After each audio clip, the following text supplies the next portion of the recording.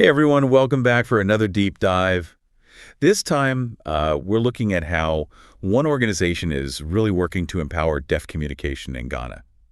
Yeah, and it seems like a really interesting case because they're not just teaching sign language. Right. They're really looking at this whole issue from all these different angles. Exactly. So the organization we're going to be looking at is called the Interpreter Trainers, and Yeah. we've got some stuff to go through. We've got their website, course descriptions, even some testimonials from people who've worked with them. Nice.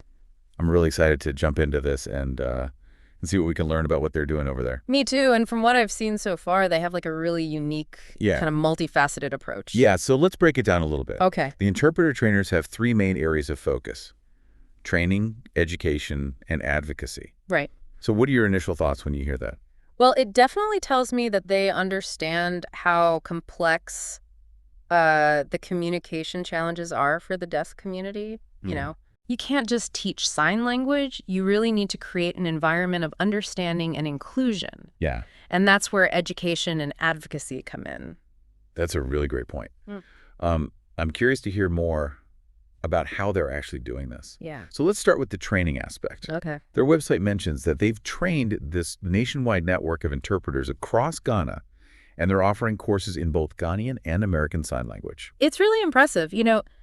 Think about how accessible that makes things for deaf individuals across the country. Right. They might need to go to the doctor or attend a community event or even deal with legal matters. Sure. Having a qualified interpreter there just makes all the difference. I'm also interested in the types of interpretation they provide. Yeah. So they have simultaneous, consecutive, and sight translation. Mm-hmm. Can you break down the differences between those for our listener and why it matters? Sure. So simultaneous interpretation happens in real time, which you see a lot at conferences and live events. The interpreter's listening and translating at the same time, Wow. which is really difficult, requires a lot of skill. Yeah. Consecutive interpretation, on the other hand, is where the speaker will pause every once in a while Okay. to allow the interpreter to translate what they just said. So, And that's often used in informal settings. Yeah. And then there's sight translation, which is where the interpreter is actually reading a written document out loud in the target language. okay. And offering all three of these shows that they're really committed to meeting all these different communication needs. Yeah, it seems like they even offer video remote interpretation appointments. Uh-huh. I imagine that's really important for people in rural areas that can't get to an interpreter. Definitely. It really shows that they are committed to reaching as many people as possible. Yeah. And speaking of reach, their work goes beyond just interpretation. Right. They also place a big emphasis on educating stakeholders. Yeah. What does that mean? Stakeholder education. It basically means working with individuals and organizations who interact with deaf individuals on a regular basis. Okay. So think employers, educators, healthcare providers, anyone who really needs to communicate effectively with a member of the deaf community. So essentially giving them the tools Exactly. to create more inclusive environments. Yeah. I'm starting to see how all of this fits together. Yeah, it's really a holistic approach. And it Yeah. really shows that they understand that creating change takes addressing the issue from all these different angles. Okay, so let's go a little deeper into the education side of things. Sure. They mention on their website a lot of different online courses, Yeah. covering everything from an introduction to deaf studies to very specialized training in interpreting. What I find really fascinating is they're not just teaching how to sign. Right. They're really giving people a deeper understanding of deaf culture and history, Yeah. which is so crucial for building a bridge for communication. Absolutely. Yeah. I see they have courses like Introduction to Deaf Studies and Ghanaian Sign Language. Yeah. So they're really trying to hit all the different levels. Uh-huh. But one course that really caught my eye is this, Working with the Deaf People. It seems to have fantastic reviews. Oh, yeah, that one's super interesting. Yeah. It focuses on practical strategies for effective communication. Oh. It's designed for anyone who wants to know how to interact with deaf individuals in a way that's respectful and inclusive. I bet that course would be so valuable for so many people. Yeah, absolutely.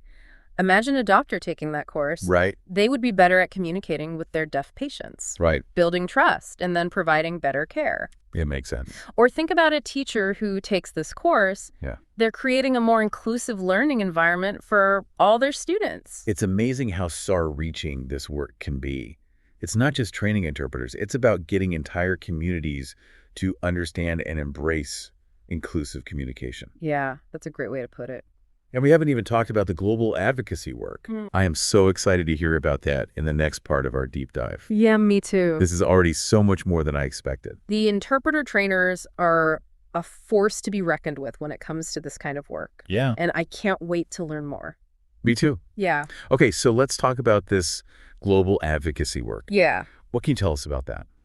Well, the interpreter trainers, they're really passionate about promoting the rights of deaf individuals. Yeah. Not just in Ghana, but internationally as well. Wow, that's really incredible. Yeah. What kind of initiatives are they involved in on that global scale? Well, they work with different organizations all over the world Okay. to try to raise awareness about the challenges that the deaf community faces Right. and advocate for policy changes that make things more inclusive. Do you have any specific examples of their impact globally? Well, the website doesn't really go into detail about every single project, Sure. but they are involved in international conferences and partnerships with other deaf advocacy groups. So that suggests that they are really committed to working with other people and sharing best practices Yeah. and really working towards a more equitable world for deaf people. It makes you realize that, this fight for inclusivity, it really crosses all borders and boundaries. Oh, for sure. It's a global issue. Absolutely. And it goes back to something we were talking about earlier, Yeah. that even small actions can really contribute to a much larger movement. Right. We were discussing how the interpreter trainers equip stakeholders with all the tools that they need to create more inclusive environments. Yeah. But what about everyone else? What can we be doing in our own lives Right. to be more inclusive? That's a great question. And there are actually a lot of things that we can all do. Okay. It all starts with just being aware and having a willingness to learn. I like that I'm ready. Yeah. What are some things our listener can do? Well, first, if you're talking with someone who is deaf or hard of hearing, Okay. be mindful of how they need to communicate. Mm-hmm. So, for example, if they're lip reading, make sure you are facing them when you're speaking. Oh, yeah, that's a good point. I know I've been guilty of that myself sometimes. Yeah. Just not even thinking about it and turning away or covering my mouth. Right. It's easy to do. Yeah. But those little adjustments make a big difference. Yeah. And if you are unsure about how to communicate, just ask. Most people are happy to explain what works best for them. That's such good advice. Yeah. Let's just approach those situations with humility and a willingness to learn. For sure.